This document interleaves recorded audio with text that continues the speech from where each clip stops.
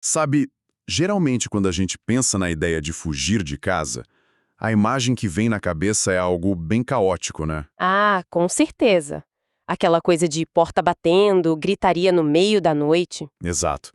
Uma explosão de raiva, alguém correndo por uma rua escura com uma mochila jogada nas costas de qualquer jeito. Uhum, é uma imagem muito clássica. Pois é uma ruptura barulhenta, quase cinematográfica, sabe? Mas e quando a fuga não soa como uma explosão? Como assim? E se ela soar exatamente como, sei lá, o tilintar de uma colher mexendo uma xícara de café numa cozinha perfeitamente iluminada numa manhã super pacata de terça-feira? Ah, aí que tá a grande subversão psicológica da coisa. Porque o silêncio e a normalidade, eles muitas vezes servem como a camuflagem perfeita. Camuflagem para os movimentos mais drásticos que alguém pode fazer, né? Exatamente. É a camuflagem perfeita para decisões definitivas. E é exatamente essa subversão assustadora que a gente tem no material da nossa imersão de hoje. Para quem acompanha a história com a gente, nós vamos mergulhar no capítulo 5 da obra Estranho Amor. É um capítulo pesado. Muito. O cenário é perturbador justamente pela calmaria. O texto narra a manhã seguinte a uma noite absolutamente traumática para o protagonista, o Felipe. Sim, e a nossa missão aqui não é só resumir os fatos dessa fuga, mas desconstruir a anatomia desse amadurecimento forçado. Exato. E logo de cara, me vinha uma questão que não sai da cabeça de jeito nenhum. Qual? Como que alguém consegue agir com total e absoluta normalidade, tipo tomando café da manhã com a mãe, quando na verdade já tá com as malas prontas no quintal para abandonar aquela casa para sempre? Para entender isso, a gente precisa olhar para o contraste brutal entre aquele conforto opressivo do lar dele e a vulnerabilidade das ruas. Sim, não é só uma crônica de rebeldia adolescente. De jeito nenhum. Esse nível de controle emocional que o Felipe mostra, disfarçado de rotina, é puro instinto de sobrevivência operando no nível mais primário possível. Certo, vamos empacotar isso porque amanhã já começa pesada. O capítulo abre com a luz entrando no quarto, o Felipe acorda fisicamente exausto. Uhum. Os olhos ardendo. Isso. O texto fala de um gosto amargo na boca. A noite anterior ainda tá latejando ali. As lembranças vêm muito fortes. A Sara chorando, os pais trancando a porta do quarto por fora. Nossa, sim. Os gritos, a impotência dele de ver a garota que ele gosta sendo expulsa da própria casa dele, sem poder fazer absolutamente nada. É uma ressaca emocional profundíssima. E aí rola o primeiro choque de realidade do dia. Ele levanta, vai até a porta do quarto, gira a maçaneta e percebe que ela tá destrancada. Essa parte é genial. Mas peraí, eu fiquei um pouco confuso lendo isso no começo. Isso não devia ser um alívio para ele? Não mesmo. Porque, assim, a porta destrancada não seria um sinal de que a punição acabou e as coisas voltaram ao normal? O texto diz que ele sente essa liberdade devolvida como uma provocação. E é uma provocação. Totalmente. Essa abertura da porta, ela não é de forma alguma um ato de confiança dos pais. Não. Não, muito menos um pedido de desculpas. É uma demonstração pura de poder. Como se dissessem que controlam a situação toda. Exato. A mensagem implícita na maçaneta destrancada é super clara. Tipo, nós controlamos quando você sai e quando você fica. Nossa. A sua liberdade não é um direito seu, é uma concessão nossa. Sabe? Entendi. Na psicologia isso tem um nome, né? Sim. Nas dinâmicas familiares opressivas, a gente chama isso de tática de controle coercitivo. E o Felipe incrivelmente saca esse jogo na mesma hora. Ele percebe que se ele gritar ou chutar a porta, ele perde tudo. Perfeito. Se ele se revolta, ele perde a concessão da tal liberdade. Então ele respira fundo, começa a se arrumar para a escola e veste aquela expressão de quem foi domado. O que me leva direto para a cena da cozinha, que, nossa, me deixou com sentimentos muito mistos. Ah, o encontro com a mãe? Sim, ele desce, já tendo escondido uns pacotes de biscoitos, suco de caixinha e pão de forma na mochila. E encontra a mãe, a Olga. Com o roube claro dela. Isso, ela tá lá fazendo café. O texto fala do cheiro de pão quente no ar. Tipo uma cena de comercial de margarina, sabe? Totalmente idealizada. E aí ele começa a concordar com absolutamente tudo que ela diz. Ela fala do susto da noite anterior e ele responde super submisso, dizendo tipo, eu sei, eu não devia ter pegado o carro, não devia ter saído daquele jeito. Ele entra no personagem perfeitamente. Mas lendo isso me pareceu quase frio da parte dele. Ele mente com uma facilidade assustadora. Isso não torna o Felipe um pouco calculista demais? Quase um sociopata em treinamento? Eu compreendo totalmente essa visão, mas não se trata de sociopatia. Não, então o que é? O que a gente está observando aí é um processo muito rápido de adaptação ao meio. É puramente sobrevivência. Sobrevivência num café da manhã? Bizarro. Sim, porque o que ele aprendeu na noite anterior, a duras penas, foi que bater de frente não funciona naquela casa. A rebelião aberta, o grito, tudo isso só deixou ele trancado e isolado. Entendi. Então ele muda a tática. Ele adapta a estratégia. O silêncio, a submissão e a mentira viram as únicas ferramentas de fuga que ele tem. E tem uma analogia original no texto que eu adorei. Diz que ele entrega essas palavras de obediência para a mãe como quem entrega moedas falsas em troca de uma passagem para fora dali. Essa analogia das moedas falsas é perfeita. Ele está basicamente comprando tempo. E espaço. Porque a mãe precisa dessa confirmação, né? Exato. A Olga precisa desesperadamente sentir que o filho voltou a ser aquele menino obediente. Ela não tá nem aí para a verdade. Ela quer o conforto da autoridade. Isso. Autoridade restaurada. E o Felipe entrega essas moedas falsas e veste essa máscara de derrota absoluta justamente para conseguir a verdadeira vitória dele. Que é sair pela porta da cozinha sem levantar suspeitas. É um nascimento de um estrategista forjado pela própria pressão do ambiente dele. E o plano dá certo. Ele sai pela porta dos fundos, pega a mala, que por sinal tem um pouco de terra e tá com a alça torta porque ele jogou pela janela de madrugada. Sim, os detalhes são ótimos. Ele prende tudo na bicicleta e cai no mundo. E a partir daqui a narrativa puxa a gente pra rua. O peso físico das coisas e o peso psicológico absurdo que ele tá carregando. A urgência dele em saber da Sarah é quase palpável no texto. Nossa, muito. Ele pedala por aquelas ruas que ainda estão acordando, mas quando ele chega na casa dela, o autor dá um soco no estômago de quem está lendo. O reencontro é construído em cima de uma desolação muito crua. Demais. Porque ele chega e a Sarah está encolhida na porta de casa, sozinha, abraçando os próprios joelhos e, detalhe, com a mesma roupa da noite anterior. O que evidencia que ela dormiu do lado de fora. Sim, na soleira da porta. Mas, vou ser bem honesto, eu me peguei questionando uma coisa aí. Pode falar. Por que ela não procurou um vizinho? Ou por que ela não fez um escândalo até o pai dela abrir aquela porta?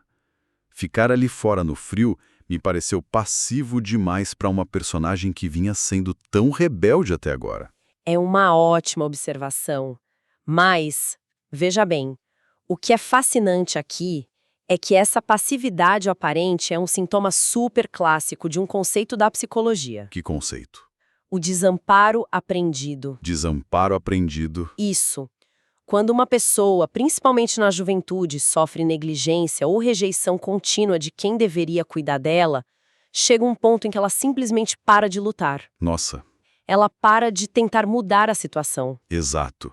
A Sarah não bateu na porta porque o trauma já ensinou para ela que aquela porta não se abre quando ela mais precisa. E repara bem na linguagem corporal dela quando o Felipe se aproxima com a bicicleta.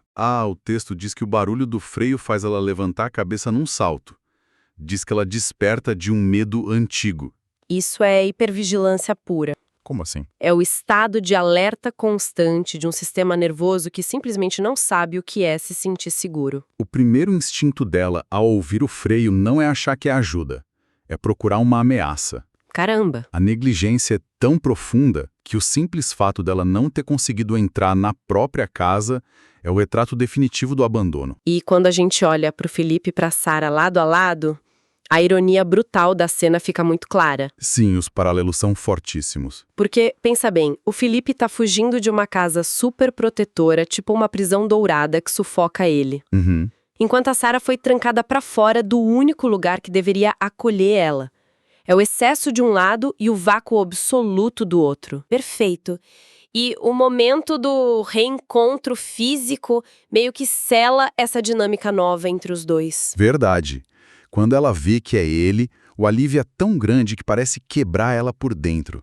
E a reação do Felipe dita como vai ser daqui pra frente. Porque ele nem faz perguntas, né? Ele só abraça ela forte. E o texto descreve uns beijos protetores quase infantis que ele dá nela. Ele não tá agindo como um namoradinho adolescente apaixonado ali. Ao abraçar ela e colocar ela na bicicleta, ele tá assumindo o papel de cuidador. Ele assume a responsabilidade que a família dela rejeitou. Exatamente. Ele se torna a casa dela naquele instante. O que nos leva para a cena do piquenique de fuga. E a logística inteira disso é meio ridícula se a gente parar para pensar. Ah, totalmente. Imagina a cena. Ele pedalando uma bicicleta com uma mala de alça torta pendurada, a mochila estufada de biscoito nas costas e a Sarah sentada de lado no cano da bicicleta. Super desconfortável. Demais. Mas o texto fala que aquele desconforto não importava, porque representava a liberdade deles. E o trajeto que eles fazem, indo para aquele mirante num bairro alto e espaçado, é super simbólico. Eles chegam lá no alto, a cidade fica lá embaixo, os carros parecem brinquedos. Eles saem do núcleo do trauma e sobem para conseguir respirar. E lá em cima rola esse piquenique em cima da jaqueta do Felipe, na grama úmida. E eu lendo isso tive uma sensação muito familiar. Sensação do quê? É como se fosse um save room de videogame, sabe? Save room? Tipo sala segura? Isso. Imagina que você está jogando um jogo de sobrevivência caótico, cheio de monstros. Aí você entra numa sala, a música calma, você olha seus itens e respira um pouco. Estar ali no mirante parecia muito isso. É uma analogia muito interessante. A sensação de alívio é bem parecida.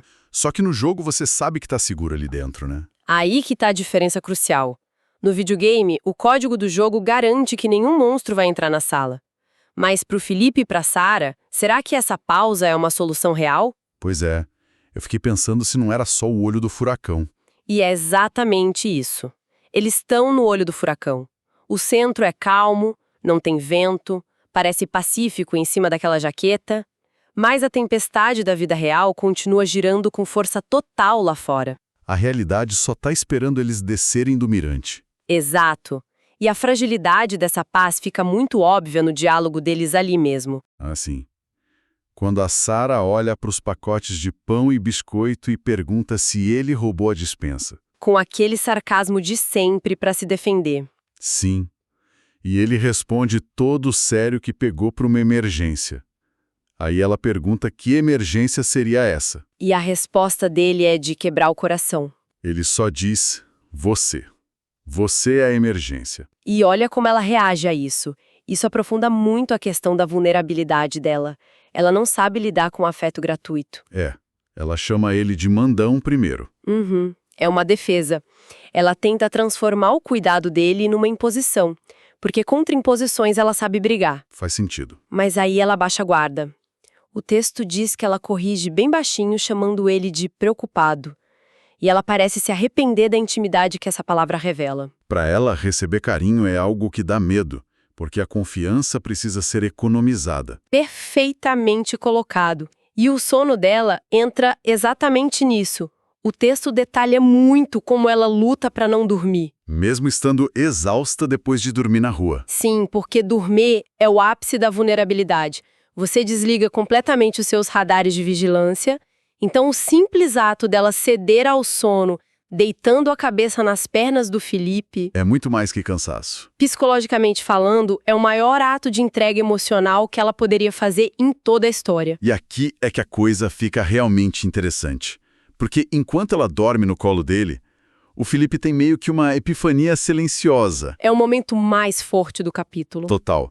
Ele nota que o rosto dela tá sem aquelas defesas irônicas de sempre. Ela parece só uma garota jovem, bem distante de todas as acusações que a mãe dele, a Olga, fazia de que a Sarah era um problema. E é aí que o cérebro dele começa a pregar peças. Sim. Ele começa a lembrar das vozes dos pais. O pai dele rindo, dizendo que o Felipe nunca aguentaria viver sem o conforto de casa. E o peso disso cai sobre ele de uma vez só. O romantismo da fuga adolescente vai evaporando ali na mesma hora. É muito legal como o autor não romantiza a fuga. O contraste é absoluto. Fugir de bicicleta é bonito na primeira hora. Mas ele olha para a realidade e percebe que eles não têm dinheiro, Nenhum. não têm plano nenhum, não têm nem idade para tomar decisões definitivas sobre nada. O que sobrou para eles foi lanche, uma mala e a bicicleta. E bate um pânico absoluto de perceber que ele não tem como sustentar a garota que ele ama. Se a gente conectar essa reflexão final ao panorama geral da obra, a gente percebe algo muito profundo. O quê? O verdadeiro clímax desse capítulo não é a fuga física da casa, não é pedalar para longe. É a decisão interna dele, né? Exatamente. É a decisão interna de que, mesmo sem saber como arrumar dinheiro ou onde eles vão dormir no dia seguinte, a prioridade máxima a partir dali é cuidar dela. É uma mudança de perspectiva pesada. Muito.